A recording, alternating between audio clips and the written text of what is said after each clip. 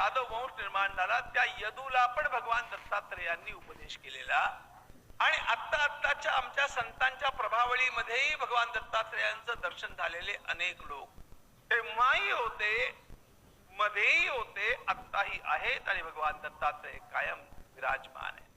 अन्य अवतार येती आणि जाती, दत्तत्व संचले जैसे तैसे. अन्य जितके काही अवतार झाले त्या सर्व अवतारांच्या समाप्तीच्या कथा उपलब्ध आहेत.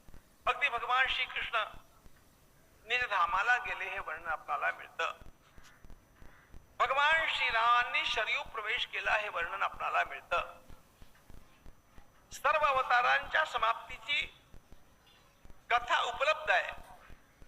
दत्तात्रेय भगवान हा एकच असा अवतार आहे जो नित्यावतार आहे, त्याची समाप्ती कधी होतच नाही. दत्तावतार